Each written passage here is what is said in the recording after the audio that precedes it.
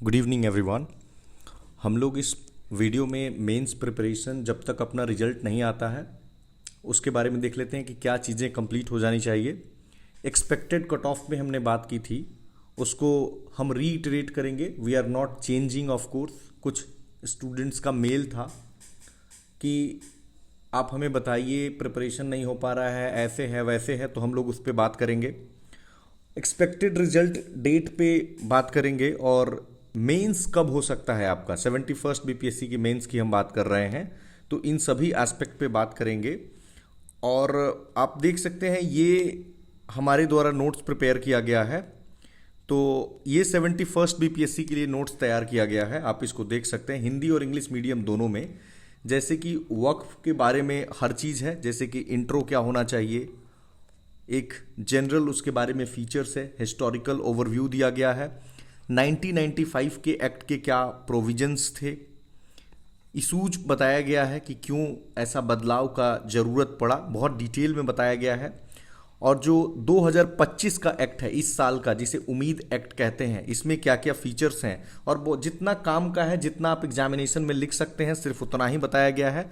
और जो ये एक्ट पारित हुआ है इसका सिग्निफिकेंस क्या है, इस एक्ट के साथ चैलेंजेज या कंसर्न्स क्या है, और रीसेंट अपडेट जो अभी सुप्रीम कोर्ट का आया है, ऑनरेबल सुप्रीम कोर्ट का, तो उसमें इस एक्ट के कौन से प्रोविजंस को ऑनरेबल सुप्रीम कोर्ट ने अपहेल्ड किया है और कौन से प्रोविजंस पे स्टे लगा दिया है, अभी जस्ट रीसेंट का मैटर है, तो उसको लेकर। और सुप्रीम कोर्ट का स्टे लगाने का क्या मतलब मायने है, उसकी क्या सिग्निफिकेंस है, और आगे की राह क्या होनी चाहिए, सजेशंस क्या होना चाहिए, उसके बारे में है। सचर कमेटी की और ज्वाइंट पार्लियामेंट्री कमेटी जेपीसी का रिकमेंडेशन और एक कंक्लूजन। मुझे लगता है कोई भी क्वेश्चन वक्त पे अब आ जाए, मुझे नहीं लगता कि इससे बियॉन्ड आपको कहीं भी कोई भी मटेरियल देखने की जरूरत है। This is my personal challenge.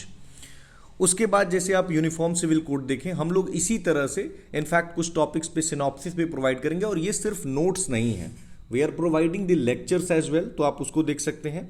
जैसे कि कोटेशन हो गया कि ऑनरेबल सुप्रीम कोर्ट का सरला मुद्गल केस में यूसीसी के बारे में क्या कहना था, एक्चुअल वर्डिंग क्या है हमारे कॉन्स्टिट्यूशन में, इंट्रो दे दिया, हिस्टोरिकल बैकग्राउंड देख लिया, इवन स्कॉलर्स की ओपिनियन जान ली, संविधान में कौन कौन से प्रोविजंस हैं सेकुलरिज्म से रिलेटेड और यूसीसी से रिलेटेड, आर्गुमेंट्स इसके पक्ष में, आर्गुमेंट्स इसके विपक्ष में, रिसेंट में क्या डेवलपमेंट्स हुए हैं, सुप्रीम कोर्ट के वेरियस जजमेंट्स क्या हैं, कमिटीज़ क्या कहती हैं और कमीशंस के बारे में, और वे फॉरवर्ड, और फिर एक कंक्लूजन, और फिर एक कोटेशन के एम मुंशी साहब का। मुझे लगता है फ्रेंड्स इसी तरह से अगर आप सेल्फ स्टडी भी कर रहे हैं, नो इशूज एट ऑल, आप सेल्फ स्टडी करें। बस ये होगा कि जो मटेरियल हम इतना मेहनत लगा करके एक पूरी टीम काम कर रही है वो आपको खुद करना पड़ेगा, बस अंतर इतना ही है, बाकी कुछ नहीं है। ठीक है, आप खुद से भी कर सकते हो, सारा मटेरियल जो है चीज़ें अवेलेबल है, थोड़ा एक्स्ट्रा आपको एफर्ट लगाना पड़ेगा। बाकी ऐसा नहीं है कि सेल्फ स्टडी से लोग नहीं करते हैं। Let me clarify this thing, वो एफर्ट मिनिमाइजेशन का एक तरीका है कि बहुत सारे जैसे स्टूडेंट्स हैं, जैसे मैं हूं, अगर मैं खाना बनाऊंगा तो मुझे टाइम लग जाएगा, हो सकता है मैं बना लूं, बट मुझे पता है कि उससे कोई आउटकम आएगा नहीं बहुत ज़्यादा, खाना तो वही मिलना है, तो मैं वो खाना बनाने वाला समय बचा करके और मैं कुछ और काम करूंगा जो ज़्यादा प्रोडक्टिव है। अब किसी को लग सकता है कि नहीं खाना भी बनाना अच्छी बात है, बट ठीक है, वो अपनी अपनी प्रायोरिटी हो सकती है। हम लोग पहले मेंस की प्रिपरेशन को देखेंगे कि अभी आपको क्या कर लेना चाहिए। तो पहले एक्सपेक्टेड कट ऑफ को देख लेते हैं, ये ज़्यादा लोगों का चिंता का विषय है। कई सारे स्टूडेंट्स ने मेल किया इस पे कई दिन पहले से, मतलब ऑफ कोर्स हम मेल की बात कर रहे हैं कि पढ़ाई नहीं हो पा रही है, बाउंड्री लाइन सिचुएशन है। देखो यार, इसमें एक सिंपल सा फंडा है कि अगर आपका, जैसे हमने जो एक्सपेक्टेड कट ऑफ की बात कही थी वो 79 to 83 कही थी, और बहुत सारे लोगों ने मतलब कमेंट कर दिया कि this is all about business and all this things, you are lowering the cut off just for the sake of business and so on and so forth. But I simply believe कि एक channel है और उसका अपना एक reputation है, और आपको भी पता है कि यूपीएससी की तरह बीपीएससी मार्कशीट अपना एक साल बाद तो देता नहीं है, तुरंत मार्कशीट दे देता है। सो आप इतना नहीं कर सकते हो कि मतलब जस्ट फॉर आप वन टाइम के लिए यहाँ तो अवेलेबल नहीं हो ना, आप यहाँ हो लॉन्ग टर्म के लिए, तो कुछ सोच समझ के ही बनाया गया। और ये कोई हवा में ऐसे बात नहीं कर दी है। मोस्ट ऑफ द पीपल जो जिन्होंने वोट किया है, मैं सबसे पूछने तो नहीं गया, उन्होंने जो वोटिंग की है उसके आधार पे किया गया है, और ये जनरल जो आप जिसे यूआर कहते हैं मेल कैटेगरी के लिए, जो सभी के लिए खुला है, उनके लिए है। ऑफ कोर्स आप 70वीं बीपीएससी से या 69 बीपीएससी से एक एवरेज लेकर के और उसका घटा लीजिए अपने अपने कैटेगरीज में। तो आई एम स्टिल सेइंग कि 81 प्लस माइनस जो 81 +-2 का ये है, यानी 79 to 83 कट ऑफ है। और मैं ऐसा नहीं कह रहा कि इससे नीचे नहीं जा सकता, या इससे मतलब बहुत कम चांस है, बस मैं इतना ही कहना चाह रहा हूँ कि इससे नीचे जाए या इससे ऊपर जाए, बहुत कम चांस है। हाई चांस है, हमारा प्रिडिक्शन है कि इसी के रेंज में रहेगा। अगर आप इसके आसपास भी हैं तो आप 75 भी स्कोर कर रहे हैं तो मुझे लगता है आपको सीरियसली मेंस की प्रिपरेशन करनी चाहिए, क्योंकि नोबडी नोज की कट ऑफ कितना जा रहा है। और मैं अपने एक्सपीरियंस से बताता हूं, जो लोग भी अगर कट ऑफ में अपना टाइम वेस्ट कर रहे हैं, चलो मैं आपका 5 मिनट लिया, इसके बाद भी अगर आप टाइम वेस्ट कर रहे हो तो फिर आप कुछ नहीं कर रहे हो, आप सिर्फ अपना टाइम पास कर रहे हो और कुछ नहीं है। आप क्लियरली डिसाइड करो ना, जैसे मान लो आपका स्कोर 70 है और आप यूआर मेल हो, तो आप भी समझ ही रहे हो कि क्या स्थिति है। तो मुझे लगता है कि आपके लिए भी बेहतर विकल्प है, आप ईपीएफओ के लिए प्रिपरेशन कर लीजिए। 30 नवंबर का एग्जाम है। क्या अलग से पढ़ना है आपको? हिस्ट्री आपने पढ़ाई है, पॉलिटी आपने पढ़ा है, मैथ्स कुछ ना कुछ आपने पढ़ा होगा, जनरल साइंस आपने पढ़ा होगा, करंट अफेयर्स आपने पढ़ा होगा, बहुत सारी चीज़ें जो आपने पढ़ रखी हैं।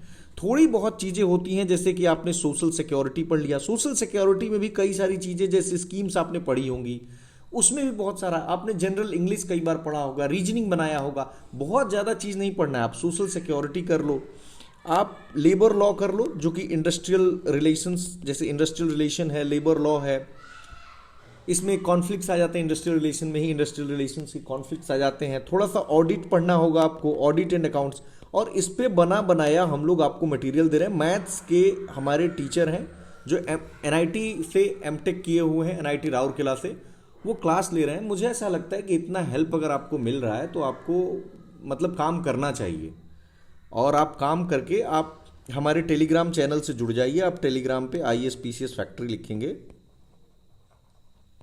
वहाँ से आपको सारी इन्फॉर्मेशन मिल जाएगी। ओके, एक्सपेक्टेड रिजल्ट डेट, देखिए रिजल्ट बहुत बीपीएससी आजकल लेट नहीं कर रहा है, तो मेरा ऐसा अनुमान है कि आपका रिजल्ट जो है वो अराउंड धनतेरस आ जाना चाहिए। तो मतलब दिवाली के आसपास आपका रिजल्ट देखने को मिल सकता है, तो बहुत समय है नहीं।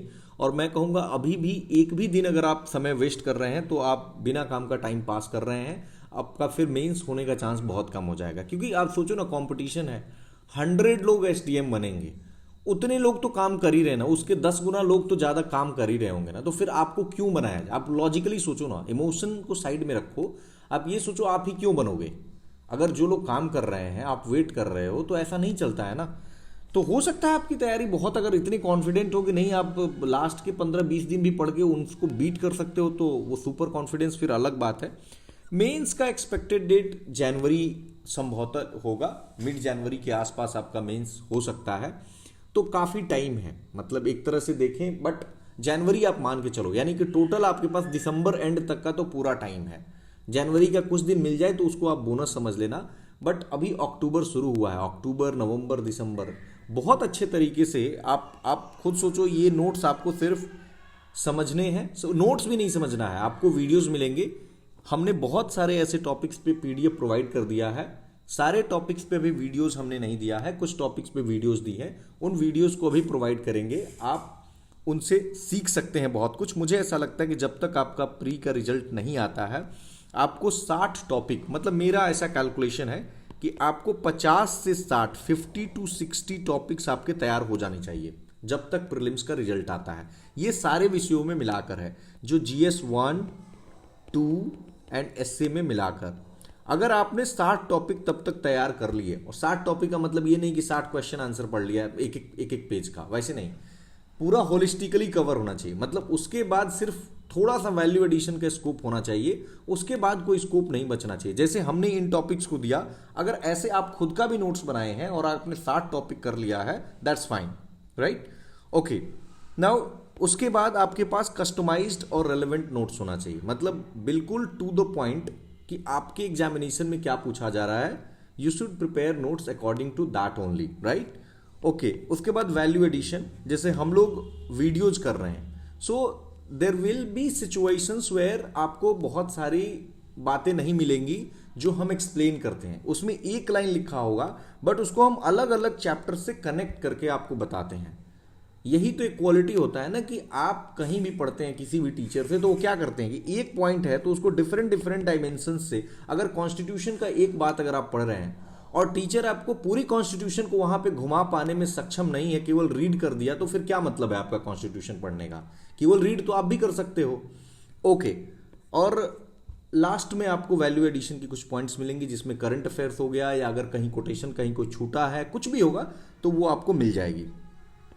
एवरीडे हम लोग काम करेंगे, कोई भी दिन का ऑफ नहीं होगा, नो संडेज। आप चाहें तो ब्रेक ले सकते हैं अगर आपने अगर अपना सिलेबस कंप्लीट कर लिया है, but we will work every day, ये हमारा कोशिश रहेगा। आंसर स्केच अभी बनाना सीख लीजिए, प्रीलिम्स का जब तक रिजल्ट नहीं आता है, ये बहुत इंपॉर्टेंट वर्क है। अल्टीमेटली जब आप आंसर एक बार तो फ्लो में आ जाते हो तो लिखने लगते हो, लिखने से पहले आपको ये आ जाना चाहिए कि इंट्रो की शुरुआत कहां से करें, इन चीजों को आपको आ जाना चाहिए। इन टॉपिक्स को जो हम आपको दे रहे हैं ये आपको लर्न कर लीजिए, इसको लर्न करिए, याद करिए, समझिए, जो कहिए, टर्मिनोलॉजीज अलग हैं, आपको आना चाहिए ताकि आप एग्जाम हॉल में प्रोड्यूस कर पाओ। हम लोग सभी थीम्स को टच करेंगे, कोई भी ऐसा थीम नहीं बचेगा जिसको हम लोग टच नहीं करेंगे। और आपका ये काम है कि जितनी थीम्स है, जब तक प्रीलिम्स का रिजल्ट नहीं आता, तीनों पेपर के हर थीम से कुछ कुछ टॉपिक्स को टच कर दीजिए, ठीक है? एंड डोंट वेट, ये सबसे बड़ा मतलब मेंस के टाइम में खासकर, प्रीलिम्स में तो आप वेट कर सकते हो। जैसे अगर आप मेरे से पूछोगे 72वीं बीपीएससी है, क्या मैं वेट करूं या वेट नहीं करूं, चल जाएगा। आप आज नहीं पढ़ोगे, एक महीना नहीं भी पढ़ोगे तो बहुत रेस में आप पीछे नहीं हो जाओगे किसी से। लेकिन मेंस में अगर आप वेट कर रहे हो तो आप बहुत बड़ी गलती कर रहे हो। मुझे ऐसा लगता है कि you should start mains preparation as early as possible and we are doing excellent work for you. आप हमारे साथ प्रिपरेशन कर सकते हैं। धन्यवाद।